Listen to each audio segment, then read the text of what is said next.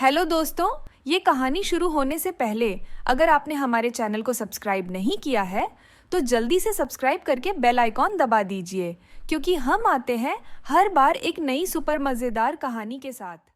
हाँ, लेकिन उन्हें नहीं पता कि सिर्फ अमीरी और पैसों से खुशियाँ नहीं मिलती। शिल्पा, तुम्हारी फोटो देखते ही मुझे तुम पहली ही नजर में पसंद आ गई थी, लेकिन मुझे देखे बिना ही तुमने मुझे अपनाया है। इसलिए मेरा यह फर्ज है कि मैं तुम्हारा पूरा ध्यान रखूं और तुम्हें हर खुशी दूं। कोई बात नहीं आकाश, धीरे धीरे मिलकर हम सब कर लेंगे। खैर, शिल्पा और आकाश के बीच एक नए रिश्ते की शुरुआत हो गई थी। कुछ दिनों बाद। शिल्पा, मैं बहुत खुश हूँ। तुम्हें पता है आजकल मेरी खूब बिक्री हो रही है, अच्छा कमा लेता हूँ मैं।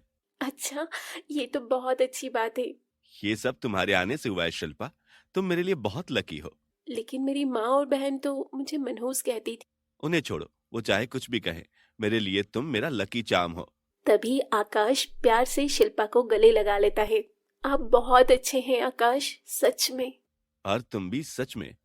तुमसे बहुत प्यार करता हूँ मैं शिल्पा। खैर, शिल्पा की किस्मत अच्छी थी कि उसे इतना प्यार करने वाला पति मिला था, लेकिन अभी भी उसके मन में एक दुख था कि उसके अपने पापा से बात नहीं होती थी। वो काफी बार अपने पापा को कॉल मैसेज करती थी, लेकिन कभी कोई जवाब नहीं मिलता था। 1 महीने बाद। आकाश, काफी वक्त हो गया है, सोच रही हूँ स्नेहा और माँ से मिल आऊं। हाँ कहो, मैं तुम्हें छोड़ आता हूँ। नहीं, मैं चली जाऊंगी। उनका तो कभी फोन तक भी नहीं आता। कोई बात नहीं, तुम घर जाकर मिलाओ, हो सकता है कि उनका मन अब बदल गया हो। मैं भी यही चाहती हूँ, शायद वहाँ जाकर पापा से बात करने का मौका भी मिल जाए। शिल्पा अपनी माँ से मिलने के लिए उनके घर पहुँचती है, लेकिन रजनी उसे देखकर दरवाजा बंद कर लेती है। माँ, दरवाजा खोलो, मैं आपसे मिलने आई हूँ। चली जा, हमें नहीं मिलना किसी से। ऐसा मत करो माँ, जब से मेरी शादी हुई है तब से आपसे और स्नेहा से मिलना भी नहीं हो पाया। मुझे अंदर तो आने दो। कहा ना चली जा, हमें तुझसे कोई बात नहीं करनी। माँ प्लीज मेरे पापा से बात करवा दो, वो मेरा फोन नहीं उठाते।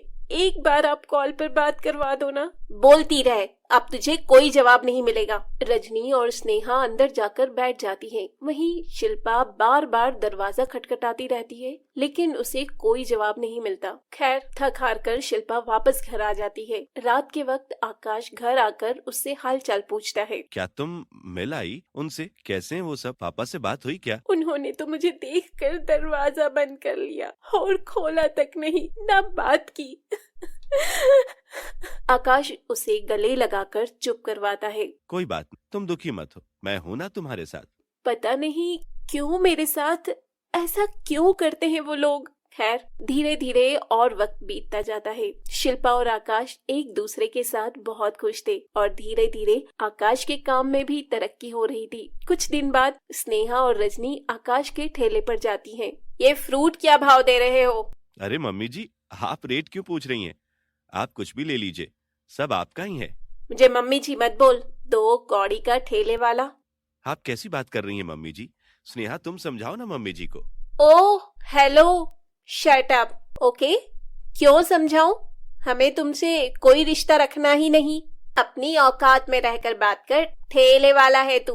हमें बस शिल्पा से शादी करके उससे रफा दफा करना था, इसलिए तुझ जैसे लड़के को चुना। ज्यादा रिश्तेदारी निभाने की जरूरत नहीं है। चलो ना मम्मी, बेकार सामान है, इससे कुछ नहीं लेते। उनके व्यवहार से आकाश परेशान हो जाता है, लेकिन वो जानता था कि दोनों ऐसी ही हैं। कुछ दिनों बाद स्नेहा और रजनी दोबारा मंडी में जाते हैं और देखते हैं कि वहाँ आकाश का ठेला नहीं है। मम्मी, ये आकाश का ठेला नहीं लगा हुआ है यहाँ, क्या बात है? अरे काम बर्बाद हो गया होगा उसका, अपने को क्या, छोड़ो। हाँ वो तो ठीक है, लेकिन पता तो लगे, अगर बर्बाद हो गया तो मैं थोड़ी खुशियां तो मना लूं। तभी रजनी की नजर एक छोटी सी दुकान पर पड़ती है जिसमें आकाश फ्रूट और सब्जी लगाकर बैठा था। वो हैरान हो जाती है, ये क्या, इस फटीचर ने दुकान कब ले ली? ओह माय गॉड मम्मी, हमने तो सोचा था कि ये बर्बाद हो गया, लेकिन इसने तो दुकान ले ली है। कोई बात नहीं, छोटी सी है दुकान, इससे क्या ही होगा। इसकी बिक्री और इसकी दुकान को मेरी नजर लग जाए और कोई काम न चले इसका। वहीं बेचारी शिल्पा को अपने पापा की खूब याद आ रही थी। वो कॉल और मैसेज करती है, लेकिन हर बार की तरह कोई रिस्पॉन्स नहीं आता। शिल्पा रोते हुए कहती है, पापा प्लीज प्लीज क्यों नहीं मुझसे बात करते हो? अब कितने महीने हो गए, मेरी शादी तक हो गई, एक बार तो बात कर लो। बेचारी शिल्पा रो ही रही थी कि तभी आकाश उसके पास आता है।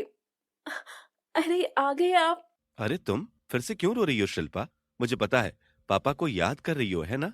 आकाश, इतने महीने हो गए हैं, पापा मुझसे बात ही नहीं करते। क्या उन्हें मेरी याद नहीं आती? तो फिर कैसे ठीक करूं ये सब? मुझसे बात करेंगे तभी सब ठीक होगा ना? तुम चिंता मत करो, सब ठीक हो जाएगा। देखना, अच्छे लोगों का भगवान साथ जरूर देते हैं।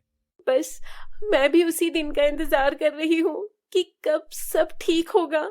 कुछ दिन बाद शिल्पा अपनी माँ और स्नेहा से मिलने के लिए फिर से उनके घर पहुँच जाती है। बाहर से वो देखती है कि घर में काफी सजावट की हुई है और कुछ मेहमानों का भी आना जाना लगा हुआ है।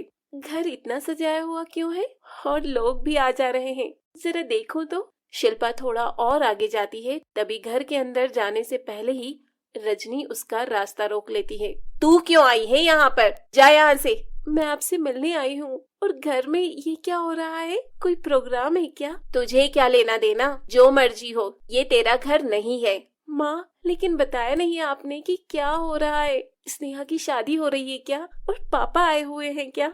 चुप कर, जा यहाँ से, मेरा दिमाग मत खराब कर। निकल यहाँ से, नहीं तो नौकरों को बुलाकर धक्के देकर बाहर निकलवा दूंगी। माँ, ऐसे मत करो, मैं सिर्फ आपसे मिलने आई हूँ। रजनी दो नौकरों को इशारा करती है और शिल्पा को धक्के मार के वहाँ से निकलवा देती है। शिल्पा बेचारी रोती हुई घर आ जाती है। कुछ दिनों बाद आकाश और शिल्पा एक पार्क के बाहर ठेले पर बर्गर खा रहे थे। कैसा लग रहा है? बहुत अच्छा लग रहा है। आज तो काफी वक्त बाद हम बाहर घूमने आए हैं। हाँ, वक्त नहीं मिलता आजकल मुझे। हाँ, धीरे धीरे बड़े आदमी बन रहे हो, पैसे कमाने लगे हो, इसीलिए पत्नी को टाइम तक नहीं देते हो। हाँ, ऐसा नहीं है शिल्पा, तुम्हारे लिए ही है सब कुछ। तभी उनके पीछे से कोई आता है और उसके कंधे को थपथपाता है। शिल्पा जैसे ही पीछे मुड़ती है वो हैरान रह जाती है। शिल्पा जैसे ही पीछे घूमती है वो देखती है कि वहाँ रजनी और स्नेहा खड़े हैं और स्नेहा ने बहुत सुंदर साड़ी पहनी हुई है। स्नेहा, तुम्हारी शादी हो गई? बहुत प्यारी लग रही हो। हाँ, हो गई। देखो मेरी साड़ी और ये गहने देखे हैं कभी? और इसका तो हाल देखो, जैसे पहले घटिया बनकर रहती थी अभी भी वैसी ही लग रही है। बहुत बहुत बधाई हो स्नेहा। माँ, उस दिन जब मैं घर पर आई थी तब शादी का ही प्रोग्राम चल रहा था ना, और आपने मुझे आने तक नहीं दिया। तो क्यों आने दे? आखिर तू लगती ही क्या है? इसकी सौतेली बहन और मेरी सौतेली बेटी। अगर आपको इससे इतनी प्रॉब्लम है तो फिर अभी आपने इसे क्यों बुलाया? सीधे क्यों नहीं चले गए? ओह हेलो, ज्यादा बकबक करने की जरूरत नहीं है। मैंने तो इसे दिखाने के लिए बुलाया है कि कितने अमीर घर में शादी हुई है मेरी। मैं बहुत खुश हूँ। तुम मेरी छोटी बहन हो, तुम्हें खुश देखकर मुझे अच्छा लग रहा है। बस बस, अब ज्यादा देवी मत बनो। देखो तो एक ठेले पर बर्गर खा रहे हैं। ओहो, तो मम्मी इनके पास कहाँ पैसे होंगे। चलो मैं तुम्हें 5 स्टार होटल में लेकर चलती हूँ, इन्हें ठूसने दो यहीं। हाँ हाँ चलो, मेरे दामाद का तो बहुत बड़ा बिजनेस है। अगर आप मानो तो आकाश जी भी आपके दामाद ही हैं, सौतेला दामाद। और सौतेले लोगों से हमें कोई रिश्ता नहीं रखना। चलो स्नेहा। आपने हमारे चैनल को सब्सक्राइब नहीं किया है तो जल्दी से सब्सक्राइब कर लीजिए। इस वीडियो को लाइक, शेयर, कमेंट करना ना भूलें। फिर मिलेंगे अगले एपिसोड के साथ।